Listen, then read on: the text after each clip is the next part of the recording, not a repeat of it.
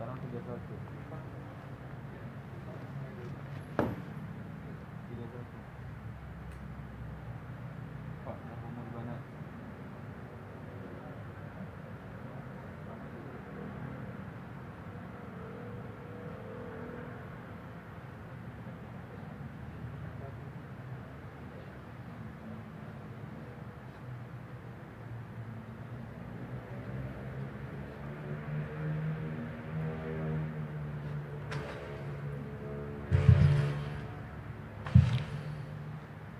Hasil. Bismillah. Alhamdulillah wassalatu wassalam ala Rasulillah wa ala alihi wa ashabihi wa man wala. Qala al-musannif rahimahullahu ta'ala fi kitabih wa'dahumul banati wa qad balagat karahatul banati ila haddil wa'di. Dzakara al-Haytham ibn Adiy ala ma hakahu anhu al-Madani أن الميداني أن الوعد كان مستعملا في قبائل العرب قاطبة فكان يستعمله واحد ويتركه 10 فجاء الإسلام وكانت مذاهب العرب مختلفة في وعد البنات فمنهم من كان يعد البنات لمزيد الغيرة ومخافة لحوق العار بهم من أجلهن ومنهم من كان يعد من البنات من كانت زرقاء أو شيماء أو برشاء أو كسحاء تشاؤما منهم بهذه الصفات. Bismillah walhamdulillah wassalatu wassalamu ala rasulillah la hawla wa la quwata illa billah. Kita lanjutkan ikhwati fillah rahimakumullah tentang kondisi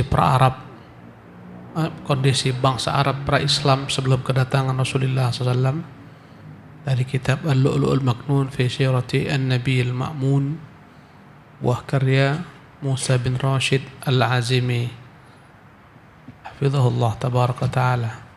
Berkata beliau, wa'duhumul banat, tradisi bangsa Arab adalah menanam anak-anak perempuan, mengubur anak-anak perempuan. Kebencian mereka terhadap anak-anak wanita sampai pada tingkat mereka harus mengubur mereka. Al-Haytham bin Adi menyebutkan sebagaimana yang dikisahkan oleh Al-Maidani bahwasanya penguburan anak adalah perkara yang selalu dilakukan oleh suku-suku Arab secara keseluruhan. Dari 10 orang maka 1 akan mengubur anaknya.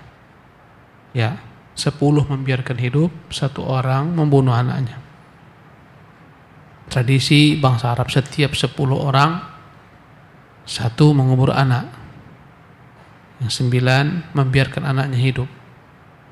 Pada al-Islam, maka datanglah Islam dan adalah tradisi bangsa Arab. Berbeda-beda motivasinya mengapa mereka harus mengubur anak mereka hidup-hidup.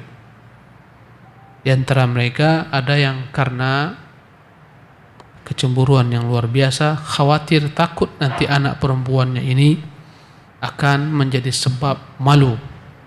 Ya, khawatir anaknya akan mempermalukan dirinya, keluarganya, sukunya. Karena wanita di zaman tersebut boleh saja berbuat hal-hal yang membuat malu keluarga. Perzinahan merajalela tersebar dan semacamnya. Karena khawatir nanti anak perempuannya ketika besar membuat malu, maka mereka lebih mengutamakan menanam anak perempuan mereka iyadzan billah hidup-hidup. Di antara mereka ada yang mengubur anak-anak perempuan mereka karena anak perempuan tersebut kulitnya tak putih, kulitnya biru, kulitnya hitam, atau karena cacat fisiknya. Ya, mungkin terkena penyakit sopa, belang-belang, atau kakinya pincang, maka mereka bunuh anak-anak ini. Kenapa? Tasya'uman minhum, karena mereka anggap ini anak buang sial. Bihadhihi sifat, mendatangkan kesialan. Nah, wa kanu yaqtuluna al-banati wa ya'idunahunna biqaswatin nadhiratin fi ba'dil ahyani faqad yata'akhkharu wa'dul maw'udati li safaril walidi wa syughlihi fala ya'iduha illa waqad kabirat wa sarat ta'qilu wa qad hakaw fi dhalika an anfusihim mubkiyatin wa qad kana ba'duhum yulqi al-untha min syahikin. Dan adapun bagaimana mereka membunuh anak-anak perempuan mereka, ya, dengan hati yang begitu kerasnya, ya, yang begitu langka ada pada manusia. Bahkan di sebagian keadaan, terkadang mereka pergi safar, ketika anak perempuannya lahir mereka tak sempat menguburnya. Tumbuhlah anak ini, besarlah dia, ya, maka terkala dia pulang, anak telah besar, ketika itu dia kubur. Ya dan billah, ketika anak ini mulai berakal, ketika itu dia kubur. Dan mereka mengisahkan banyak kisah-kisah yang membuat ya menangis mendengarnya. Bahkan sebagian mereka membawa putrinya ke tepian jurang, kemudian menyampakkannya dari atas jurang. Tradisi mereka sebelum Islam. Nah, Yaqulullah ta'ala ala halihim wa idza busyira an halihim. Yaqulullah ta'ala an halihim wa idza busyira ahaduhum bil unsa dhalla wajhuhu muswaddan wa huwa qadhim yatawara minal qaumi min su'i ma busyira bih ayumsikuhu ala hunin am yadussuhu fi turabi ada sa'a ma yahkumun. Allah merekam langsung kejadian ini dalam firman-Nya tentang kondisi mereka. Wa idza busyira ahaduhum bil untha, jika salah seorang mereka diberitahukan bahwasanya istrinya melahirkan anak perempuan, dhalla wajhuhu muswadda, seketika wajahnya menjadi hitam karena marah, ya, dan karena kesedihan yang mendalam. Wa huwa kadhim, benar-benar dia berusaha menutupi kemarahannya. Yatawara minal qaum, seketika dia akan berusaha menghindar berjumpa orang, menghindar daripada kaumnya. Min su'i ma busyira bih, malu bertemu kaumnya karena betapa buruk yang dia dengar kelahiran wanita. Ayumsiku alahun, kalaupun dibiarkan dalam keadaan terhina, dihinakan. Karena perempuan begitu hinanya pada masa mereka, tak diberikan warisan dan seterusnya. Ya, mereka dinikahi tanpa ada bilangan. Ya, mereka ditinggalkan begitu saja. Ya, dicerai tidak, dibiarkan begitu saja. Sungguh sangat yakni menghinakan. Maka kata Allah Subhanahu wa taala, ayumsiku alahun, dibiarkan dalam keadaan hidup hina, am yadussuhu fit turab, atau am yadussuhu fit turab, sebagian mereka tanam dalam tanah. Ala sa'a ma yahkumun, ketahuilah alangkah buruk cara yakni berhukum mereka. Ini adalah merupakan konfirmasi Quran tentang tradisi mereka. Naam. Ahsanallahu ilaikum. Qatlul awladi khasyatal faqri. Wa minhum man kana yaqtul awladahu khasyatal infaqi wa khawfil faqri. Wa humul fuqara'u min ba'di qabailil arabi. Fa kana yashtarihim ba'du suratil arabi wa asrafihim. Fa Sa'satu ibn Najiyah yaqul, ja'al islamu wa qad fadaitu 300 mau'udah. Ya, kemudian mereka juga punya tradisi membunuh ya anak-anak mereka, baik laki-laki maupun perempuan, karena takut kefakiran, fakir, takut tak sanggup memberi makan mereka, maka dibunuh. Ya dan billah. Ya. Karena itulah sebagian mereka membunuh anak-anak mereka karena takut kefakiran, takut memberi nafkah. Hal ini banyak dilakukan oleh orang-orang miskin, fuqara dari sebagian kabilah-kabilah Arab. Bahkan anak-anak mereka sebagian ya karena takut mereka memberi makan tak sanggup, mereka jual. Dibelilah oleh orang-orang Arab yang kaya. Ya, orang-orang Arab yang memiliki kekayaan. Sa'sa'ah bin Najiyah pernah berkata, ketika Islam datang, dia pernah sebelum Islam datang menebus ya 300 anak yang akan dibunuh oleh orang tuanya karena takut kefakiran. Dia tebus, dia beli. Subhanallah. Dia besarkan, dia rawat. Ya, 300 orang anak sebelum Islam datang dia tebus agar jangan dibunuh, lebih baik untuknya. Ya, dia pakai. Nah. Wa minhum man kana yanzuru idza balagha banuhu 'asharatan nahara wahidan minhum kama fa'ala Abdul Muttalib jaddu Rasuli sallallahu alaihi wasallam. Di antara mereka punya tradisi kalau punya anak 10 orang laki-laki, semua dia akan sembelih satu daripada mereka, sembelih sebagai tumbal. Ya. Hal ini pernah diperbuat oleh siapa? Kakeknya Nabi, Abdul Muttalib. Ketika dia memiliki anak lebih daripada 10, 12 orang anak laki-lakinya, dia bernazar akan menyembelih anaknya. Ya. Yang paling terakhir Abdullah. Maka ketika dia akan sembelih anaknya, datanglah dukun mengatakan, kau tebuslah anakmu dengan undian. Ya, 10 ekor unta. Buat undian antara nama anakmu Abdullah dan 100 ekor unta. Kau undi, mana yang keluar? Apabila keluar masih nama anakmu, tambah lagi 110 ekor lagi. Undi pertama keluar nama anaknya, dia tebus dengan 10 ekor unta. Undi yang kedua tetap keluar nama anaknya. Sampai 100 ekor unta, 10 kali undian, tetap nama anaknya Abdullah keluar. Setelah 100 unta ini, barulah keluar nama unta. Barulah selamat putranya. Ditebus dengan 100 ekor unta. Sejak itulah diat dalam bahasa Arab, 1 nyawa sama dengan 100 ekor unta. Tradisi mereka. Dikurbankan satu jadikan tumbal. Nah. Fahadarahumullahu subhanahu wa ta'ala. فحذرهم الله سبحانه وتعالى من هذا الفعل فقال سبحانه قل تعالوا أتل ما حرم ربكم عليكم ألا تشركوا به شيئا وبالوالدين إحسانا ولا تقتلوا أولادكم من إملاق نحن نرزقكم وإياهم. Maka Allah ingatkan mereka dari perbuatan buruk ini. Allah berfirman, katakan Muhammad, mari kubacakan atas kalian apa yang diharamkan Tuhan kalian atas kalian. Janganlah kalian menyekutukan Allah dengan apapun juga, dan berbuat baktilah kepada kedua orang tua. Jangan pula kalian membunuh anak-anak kalian karena takut kefakiran, takut tak bisa memberi mereka makan. Kami yang memberikan mereka rezeki dan kalian. Ini konfirmasi Quran tentang tradisi mereka membunuh anak karena takut kefakiran. وقال سبحانه وتعالى ولا تقتلوا أولادكم خشية إملاق نحن نرزقكم وإياكم إن قتلهم كان خطأ كبيرا. Dalam ayat lain Allah berfirman, janganlah kalian membunuh anak-anak kalian karena takut kefakiran. Kami yang beri rezeki mereka, jangan khawatir, jangan takut. Bahkan kalian pun kami beri rezeki. Sesungguhnya membunuh mereka adalah merupakan kesalahan yang sangat besar. وروى الشيخان في صحيحيهما عن عبد الله بن مسعود رضي الله عنه قال قلت يا رسول الله أي الذنب أعظم عند الله قال صلى الله عليه وسلم أن تجعل لله ندا وهو خلقك قلت ثم أي قال صلى الله عليه وسلم أن تقتل ولدك من أجل أن يطعم معك قلت ثم أي قال صلى الله عليه وسلم أن تزاني حلية حجارك. Syekhan Bukhari Muslim meriwayatkan dalam kitab sahih keduanya dari Abdullah bin Mas'ud bahwasanya dia pernah bertanya, wahai Rasulullah, dosa apakah yang paling besar di sisi Allah?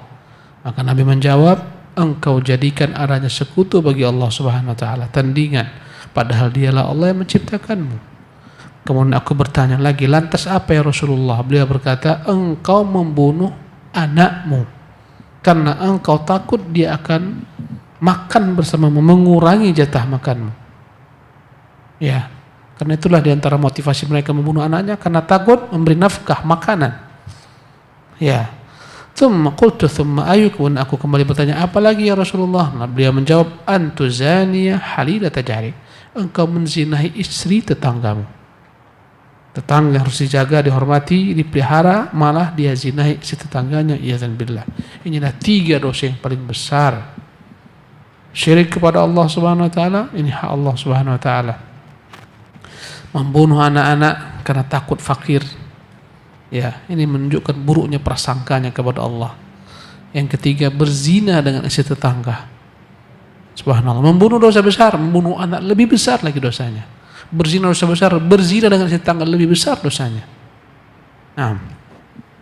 Wa minhum man yaqul al-malaikatu banatullah ta'ala Allahu amma yaquluna 'uluwan kabira fa alhaqul banati bihi subhanahu wa ta'ala. Yaqulu Allah ta'ala anhum wa yaj'aluna lillahi al-banati subhanahu wa lahum ma yastahun. وقال تعالى فاستفتهم ألربك البنات ولهم البنون أم خلقنا الملائكة إذا سواهم شاهدون. Kemudian di antara mereka bangsa Arab ada yang mengatakan bahwasanya malaikat-malaikat itu adalah putri-putri Allah.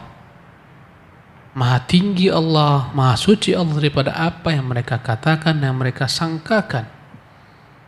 Mereka menisbatkan kepada Allah Subhanahu wa taala bahwasanya Allah memiliki anak-anak. Malaikat-malaikat adalah putri-putri Allah. Maka Allah Jalla wa Ala mengkonfirmasikan tentang prasangka mereka dalam ayat Al-Quran yang diabadikan dalam surat As-Saffat ayat 149, 150. Wa yaj'aluna lillahil banat. Mereka menjadikan seolah-olah Allah punya anak-anak perempuan. Siapa mereka? Para malaikat-malaikat. Subhanahu, maha suci Allah. Walahum ma yashtahun. Padahal mereka mengklaim bahwasanya mereka menyukai anak laki-laki. Ya, itulah syahwat mereka. Mereka mengatakan kami punya anak laki-laki, Tuhan punya anak perempuan. Berarti mereka lebih hebat daripada Tuhan. Karena dalam bahasa Arab laki-laki lebih kuat daripada wanita. Mereka menisbatkan kepada Allah anak-anak wanita. Ya dan billah. Allah berfirman dalam ayat lainnya, fastaftihim. Maka mintalah kepada mereka fatwa. Tanyakan kepada mereka, ali rabbikal banatu walahumul banun, layakkah mereka mengklaim Allah punya anak perempuan, mereka punya anak laki-laki? Am khalaqnal malaikata inatha, apakah benar mereka mengetahui kami menjadikan malaikat-malaikat sebagai anak-anak perempuan? Wahum syahidun, apakah mereka menyaksikan penciptaan malaikat? Allah mengingkari mereka. Nah, ahsanallahu ilaikum. Dhalamun mutbiqun wa ya'sun qatilun. وقصار القول إن القرن السادس المسيحية الذي كانت فيه البعثة المحمدية وما يليه من فترة زمنية كان من أخط الأدوار التاريخ ومن أشدها ظلاما ويأسا من مستقبل الإنسانية وصلاحيتها للبقاء والازدهار. Ya, kegelapan yang begitu pekat dan ya keputusasaan yang membunuh. Singkat daripada pembahasan di atas, sesungguhnya tahun 6 Masehi ini, abad ke-6 Masehi. Karena Nabi dilahirkan pada abad ke-6 Masehi. Sekarang kita pada abad ke-20 berapa? 21. Ya. Pada abad ke-6 Masehi ini, abad yang dimana Nabi SAW diutus, dan abad-abad yang setelahnya adalah merupakan ya, masa yang paling rendah tingkat moralnya sepanjang sejarah. Ya, masa yang paling suram dan gelap dari masa depan yang cerah.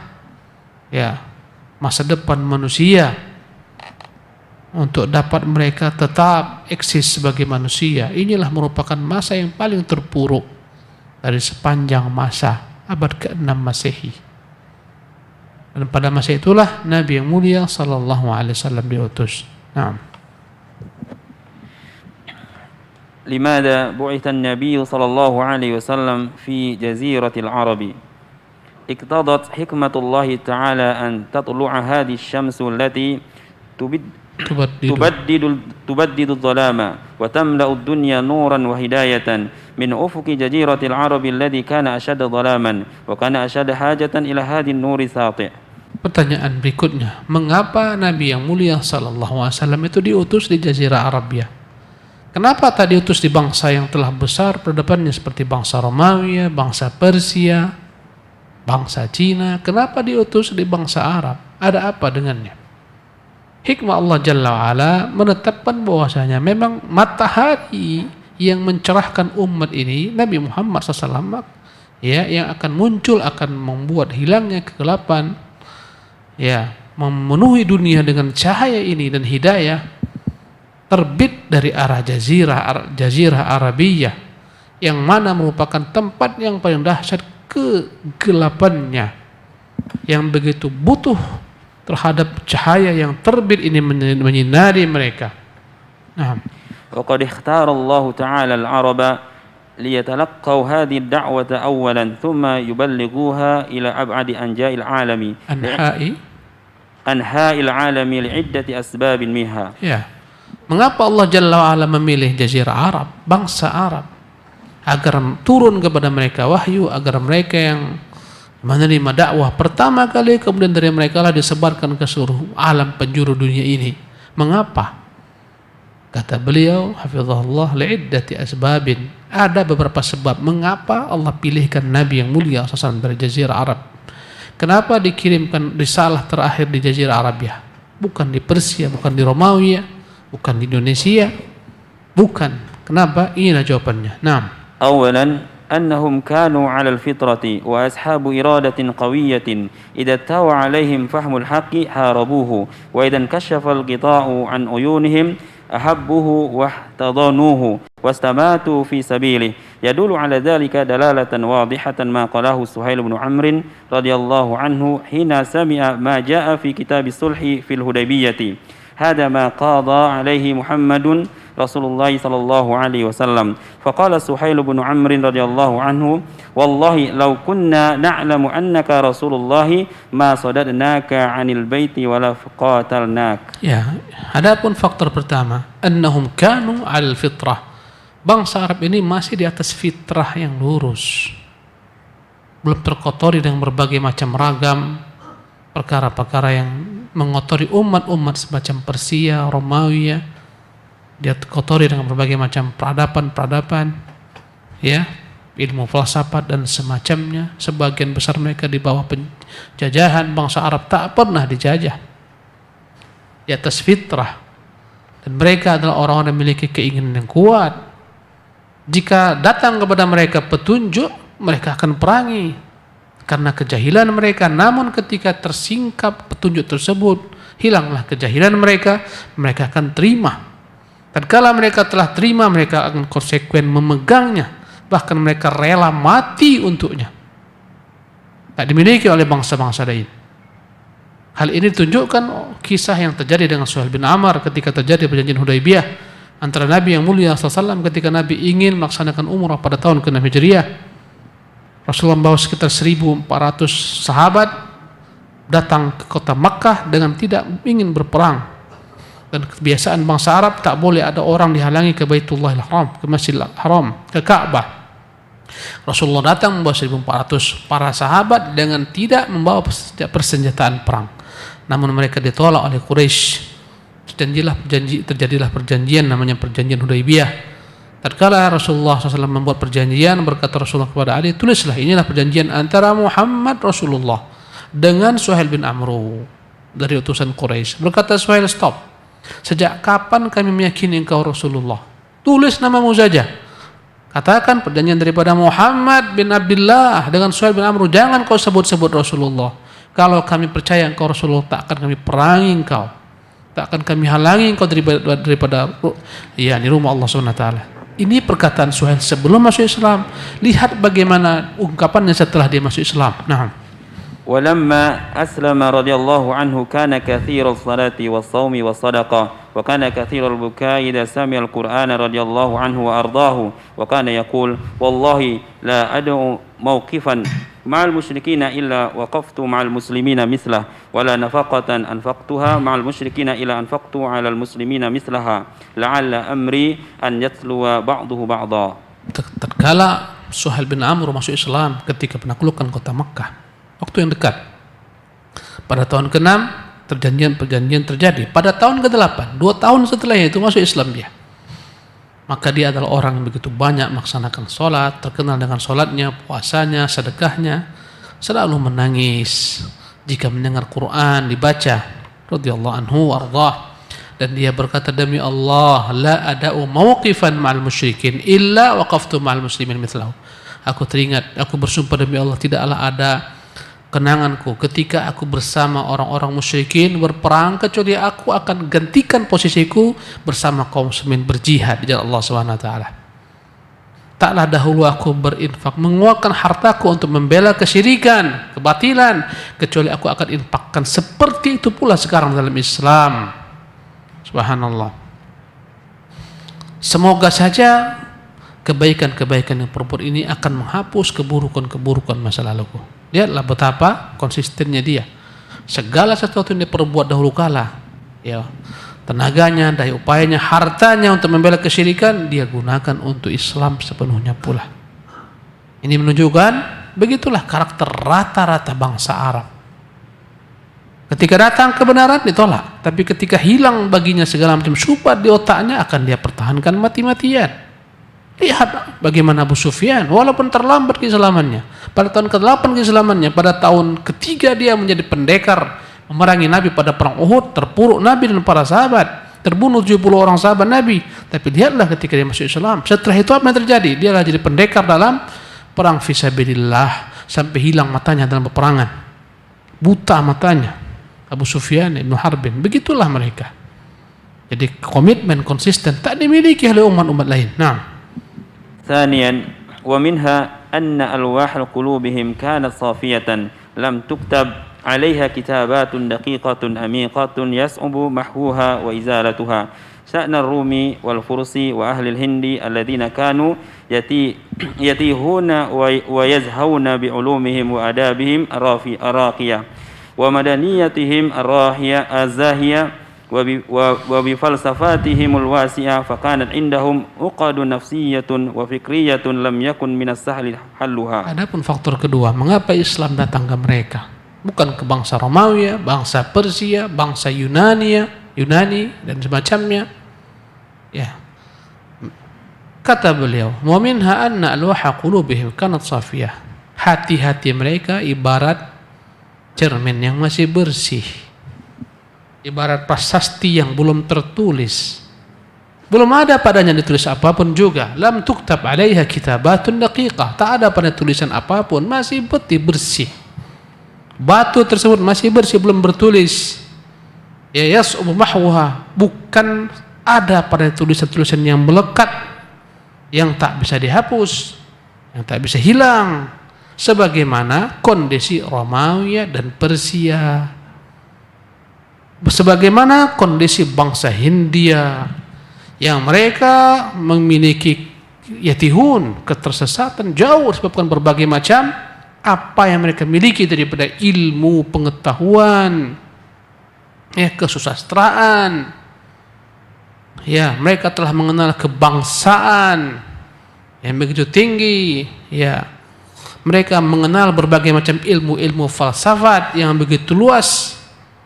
Maka karena itulah mereka telah full, telah penuh dengan berbagai macam pemikiran telah terwarnai, maka begitu sulit untuk ya merubah hal yang telah terwarnai tersebut. Ya, umpamakan gelas kosong, maka mudah diisi dengan apapun juga.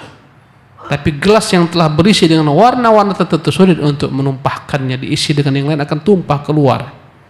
Bangsa Arab masih murni. Tak ada mereka kenal namanya falsafat sebagaimana bangsa Hindia, bangsa Yunani, bangsa Persia, Romawi, mereka tak kenal. Ya, ini sebabnya kepada mereka dikirim. Naam. أما العرب فلم تكن على ألواح قلوبهم إلا كتابات بسيطة خطتها يد الجهل والبداوة. Ya. Adapun bangsa Arab, kalaupun ada dituliskan dalam hati-hati mereka yang bagaikan prasasti adalah tulisan-tulisan yang sederhana. Ya. Istilahnya adalah tulisan anak-anak yang jahil, sekedar tulis coret-coret sedikit yang dapat dihapuskan. Terpengaruh dengan kebaduian mereka, badui yang jauh daripada yakni umat-umat yang maju, peradaban yang besar. Tidak, mereka badui, hidup di atas kebaduiannya. Oleh karena itu gampang untuk dihapus. Pengaruh yang ada dalam hati mereka itu gampang dihapus karena sedikit. Gampang dicuci prasasti tersebut. Nah. Wa min as-sahl al-maysuri mahwuha wa ghasluha ورسم نقوش جديدة مكانها وبتعبير العلمي المتأخر كانوا أصحاب الجهل البسيط الذي تسهل مداونته بينما كانت الأمم متمدنة راقية في هذا العصر مصابة بالجهل المركب الذي تصعب مداواته وإزالته. Ya.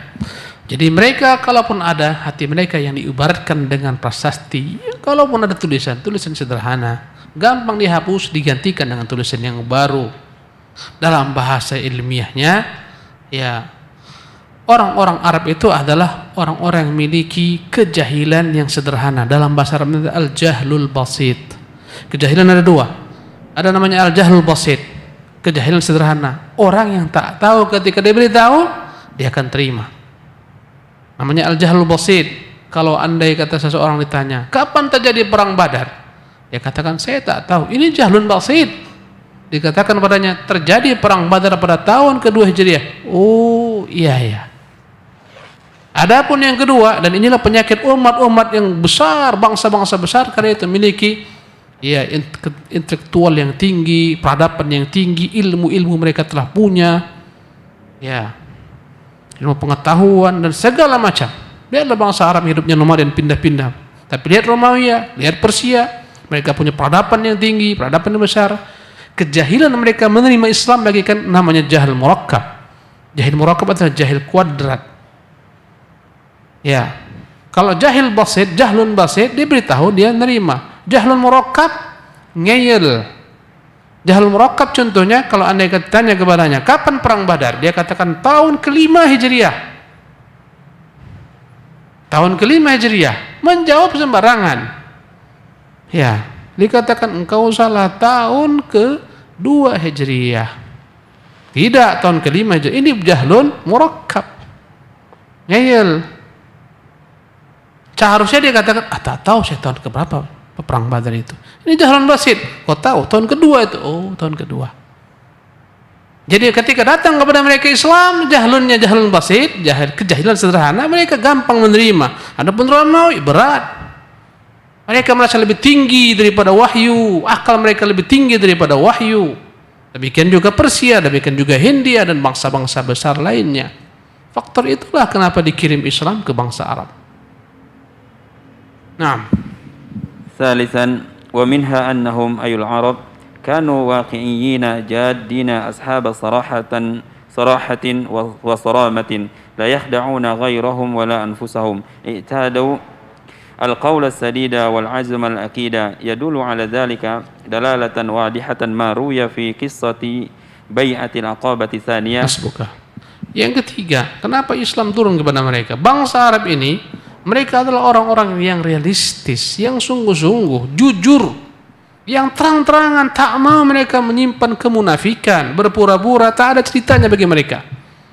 Mereka tak akan pernah menipu orang, tak pernah menipu dirinya. Mereka telah terbiasa berkata terang-terangan, berkata yang apa adanya. Mereka memiliki azam yang kuat.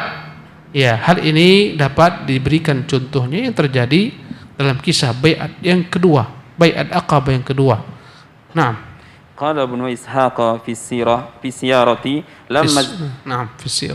لما اجتمعت الأوس والخزرج في العقبة ليبايعوا رسول الله صلى الله عليه وسلم قال العباس بن عبادة ابن نضلة الخزرجي رضي الله عنه يا معشر الخزرج هل تدرون على ما تبايعون هذا الرجل قالوا نعم قال إنكم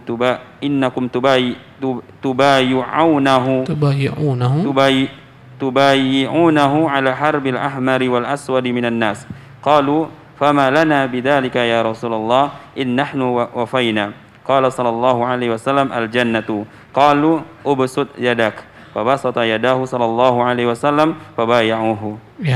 Apa kata Ibnu Ishaq dalam sirahnya? Siratu Ibnu Ishaq. Tatkala berkumpul dua suku besar Aus dan Khazraj dari Madinah, kaum Ansar, mereka membaiat Nabi sallallahu alaihi wasallam. Maka berkata salah seorang mereka yang bernama Abbas bin Ubadah bin Nadlah dari suku Khazraj, suku Aus dan Khazraj bersama-sama baiat Nabi. Sebelum mereka membaiat, mereka berkatalah Abbas ini, Al-Abbas bin Ubadah bin Nadlah, ya ma'asyar Khazraj, wahai kaum Khazraj, sukuku Khazraj, hal tadruna ala ma tubayi'una hadzal rajul, tahukah kalian apa konsekuensi kita membaiat laki-laki ini? Tahu resikonya? Qalu na'am, mereka menjawab, ya kami tahu resikonya. Innakum tubayi'unahu al harbil ahmari wal aswadi minan nas. Resikonya kalian membaiat dia, siap-siaplah untuk memerangi seluruh manusia, baik yang berkulit merah, yang berkulit hitam, siap-siaplah. Qalu, Seketika mereka berkata, "Fama lana bidzalika ya Rasulullah, innahnu wafaina." Kalau kami baik ini kami sempurnakan, kami tepati, kami akan bela engkau ya Rasulullah SAW sampai darah penghabisan kami, sebagaimana kami bela diri kami dan anak istri kami. Apa kira-kira balasan untuk kami? Kata Nabi, al-jannah, surga untuk kalian. Kalau kalian tepati janji kalian. Maka seketika mereka berkata, bentangkan tanganmu ya Rasulullah, kami akan baiat dirimu. Maka mereka pun membaiat Rasulullah SAW. Benarkah ucapan mereka? Dibuktikan dengan realita. Naam. وقد صدقوا رضي الله عنهم ما عاهدوا الله عليه وبايعوا رسول الله صلى الله عليه وسلم وقد قال سعد بن معاذ رضي الله عنه للنبي صلى الله عليه وسلم على لسان الأنصار يوم بدر فوالذي بعثك بالحق لو استعرضت بنا البحر فخذته الخضانه معك ما تخلف منا رجل واحد فكانوا رضي الله عنهم صادقين من اللحظة الأولى وقد تجلى هذا الصدق في العزم والجد في العمل وروح الامتثال للحق. Apa yang mereka katakan yang mereka penuhi ketika terjadi perang Badar. Perang Badar terjadi, sebenarnya tak pernah niat Nabi dan para sahabat itu memerangi Quraisy yang jumlahnya begitu banyak, 1.000 orang Quraisy. Nabi keluar dalam perang Badar tujuannya hanyalah ingin mengambil alih barang dagangan Quraisy yang dibawa oleh Abu Sufyan. Karena mereka melewati daerah yang berdekatan dengan Madinah. Mereka harus melewati Madinah, sementara kaum muslimin di kota Madinah, di kota Mekah, semuanya harta mereka telah dirampok oleh Quraisy. Sebagaimana Suhaib Ar-Rumi dan lain-lainnya, rumah mereka ditempati, diambil semena-mena. Mereka ingin membalas. Keluarlah mereka dengan membawa apa adanya, hanya 2 ekor kuda saja. Subhanallah, yang mereka miliki dan beberapa ekor unta. Berangkatlah mereka 319 orang ingin menghalangi Abu Sufyan membawa perdagangan yang tak banyak jumlahnya. Pengawalnya sedikit. Ternyata Abu Sufyan berhasil lolos. Berhadapanlah mereka dengan Quraisy yang datang untuk menyelamatkan perdagangan mereka. 1.000 orang jumlahnya.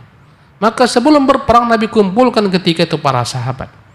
Kata Nabi, asyiru ibadallah, wahai sahabat-sahabat hamba Allah, beri saya masukan.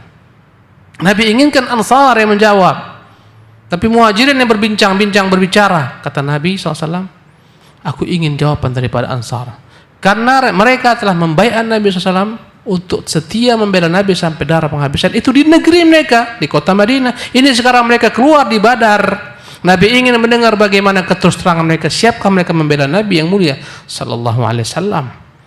Tatkala kaum Muhajirin berbicara, memberikan berbagai macam perkataan, Nabi SAW abaikan. Maka Nabi, dikatakan sahabat, mungkin Nabi ingin jawaban daripada kaum Ansar. Jawab wahai kaum Ansar. Maka lihatlah jawaban mereka.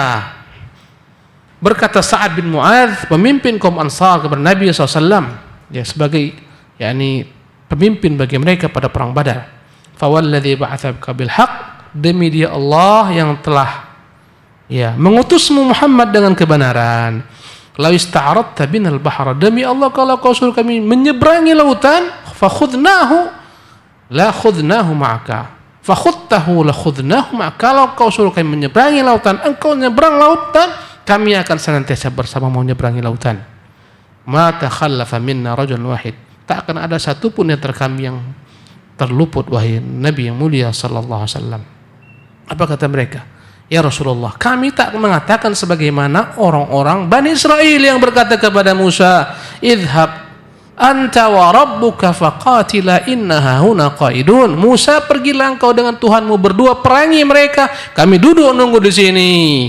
Kami tak akan pernah mengatakan demikian kepadamu ya Rasulullah, tapi pergilah engkau, faqatil fi sabilillah, berperanglah engkau di jalan Allah, fanahnu ma'aka muqatilun, kami akan setia berperang di sampingmu. Ini perkataan mereka, mereka tepati. Subhanallah, pada perang Uhud berapa banyak mereka yang tewas demi menjadi perisai Nabi yang mulia SAW.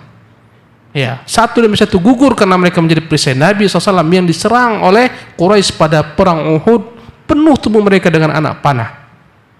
Maka mereka radhiyallahu anhum ajma'in adalah orang-orang yang jujur. Sejak awal jujur, tak dimiliki oleh orang lain, bangsa-bangsa lain. Mereka polos terus terang apa adanya. Karena itulah azam mereka kuat, sungguh-sungguh dalam bekerja, beramal, ya, dalam mengamalkan kebenaran. Bahkan dalam hal lainnya, ya, ketika Rasulullah SAW menaklukkan kota Makkah, ya, setelah Rasulullah memerangi orang-orang Thaqif pada perang Hunain, dibagi-bagikan harta rampasan perang hanya kepada kaum Quraisy dan orang-orang Arab lainnya. Tidak diberikan sedikit pun harta rampasan perang kepada kaum Muhajirin. Maka mereka pun berdesas-desus satu sama lain, berkata-kata. Ya, kata mereka, Nabi Muhammad sudah jumpa dengan kaumnya, kayaknya kita dilupakan. Sebagian mengatakan, Nabi Muhammad, kaumnya dahulu kita perangi kaumnya, bahkan mungkin darah mereka belum kering di pedang-pedang kita. Sekarang kita tak dibagi, kaumnya dibaginya. Ada apa dengan Nabi ini? Subhanallah. Terdengarlah hal ini kepada Nabi yang mulia SAW. Kata Nabi kepada Sa'ad bin Ubadah, wahai Sa'ad, kumpulkan semua kaummu. Dikumpulkanlah mereka. Dan sebelumnya Sa'ad ditanya Nabi, Sa'ad, aku bertanya kepadamu, kau jawab dengan jujur. Apa yang ku dengar benarkah sebagaimana yang sampai kepadaku? Kalian mengatakan begini-begini. Kata Sa'ad, benar ya Rasulullah, apa yang kau katakan itu benar, apa adanya. Itu dikatakan oleh kaumku. Oke Sa'ad, engkau sendiri bagaimanakah sikapmu? Ya Rasulullah, ma ana illa rajulun min qaumi, aku ini bagian daripada mereka. Aqulu ma yaqulun, aku berkata apa yang mereka katakan. Terus terang. Kalau begitu Sa'ad, kumpulkan semua kaummu. Tak ada menjilat, tak ada bermanis-manis muka di depan, tidak. Terus terang. Aku ya Rasulullah mengatakan apa yang mereka katakan. Dikumpulkanlah kaum Ansar, maka Rasul berkata, wahai Ansar, mengapa kalian merasa sakit hati tatkala ku bagikan kepada mereka harta dunia yang tak ada apa-apanya? Kuwakilkan kepada keislaman kalian, wahai Ansar, relakah kalian? Ya, tak relakah kalian ketika orang pulang bawa unta, bawa kambing, bawa dirham, dinar, kalian pulang bawa Rasulullah ke negeri kalian, tak rela kalian? Seketika mereka semua menangis. Inilah kejujuran yang ada dimiliki bangsa Arab, yang tak dimiliki oleh umat-umat lain secara umum. Nah, cukup sampai di sini. Ya, masih panjang lagi nih. Ya, sabar saja kita. Insyaallah kita pelan-pelan kita lewati, ya, insyaallah semoga dapat kebaikan. Beginilah ilmu, sabar-sabar, entah kapan kita tamatkan, semoga cepat tamat, insyaallah. Masih tebal lagi nih, ini baru 1 jilid, dia ada 4 jilid. Tak peduli kita, yang penting kita ingin menamatkannya. Kalaupun mati di tengah jalan, terserah kepada Allah Subhanahu Wa Taala. Ya, masih ada juga pertanyaan. Nanti aja ada jawab. Assalamualaikum warahmatullahi wabarakatuh.